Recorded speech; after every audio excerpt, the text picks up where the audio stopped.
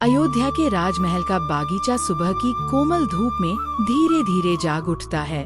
सीता माँ शांति और सौम्यता से अपनी सुबह की पूजा की तैयारी कर रही हैं। वह सहज कर अपने माथे पर सिंदूर लगाती हैं। यह सिंदूर विवाह के सुख और अटूट समर्पण का प्रतीक है।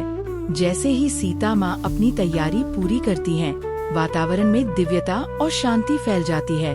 छोटे हनुमान आश्चर्य से भरे हुए महल में प्रवेश करते हैं। उनकी दृष्टि सीता माँ पर टिक जाती है, जो सिंदूर लगा रही हैं। भोलेपन से भरी जिज्ञासा के साथ हनुमान पूछते हैं, माँ जानकी, आप ये सिंदूर क्यों लगाती हैं? सीता माँ मुस्कुराती हैं और स्नेह से कहती हैं, पुत्र हनुमान, ये सिंदूर मैं अपने पति श्री राम की लंबी उम्र और सुख के लिए लगाती हूँ। इस कहानी से हमें ये शिक्षा मिलती है कि सच्ची भक्ति केवल कर्म में नहीं, बल्कि भावना में होती है।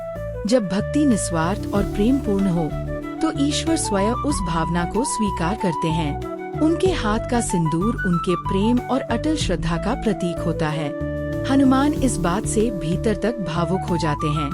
वह अयोध्या के बाजार की ओर बढ़ते हैं। भीड़ भाड़ के बीच उनकी नजरें सिंदूर पर टिक जाती हैं। वह पूरे समर्पण से एक मुट्ठी सिंदूर खरीद लेते हैं। हनुमान का ध्यान अब केवल एक लक्ष्य पर केंद्रित है, प्रभु राम के लिए खुद को समर्पित करना।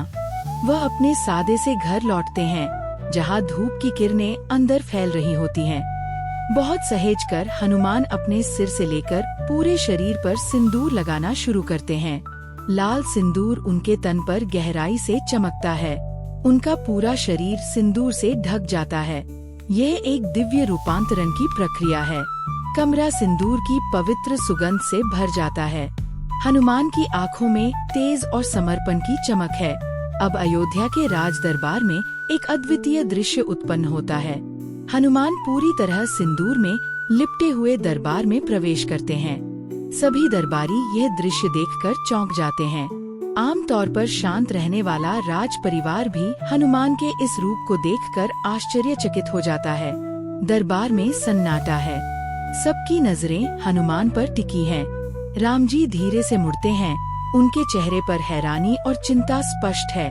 हनुमान उनके सामने खड़े हैं, पूरे शरीर में सिंदूर में लिपटे हुए, भक्ति का जीवंत उदाहरण।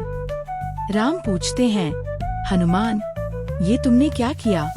हनुमान श्रद्धा से भरकर कहते हैं, प्रभु, यदि माता सीता थोड़ा सिंदूर लगाकर आपकी लंबी उम्र की कामना करती हैं, तो मैं अपने पूरे शरीर को सिंदूर से ढककर आपको अनंत जीवन देने की प्रार्थना करता हूँ। दरबार में एकदम सन्नाटा छा जाता है। सबके सामने हनुमान की असीम भक्ति प्रकट हो चुकी होती है।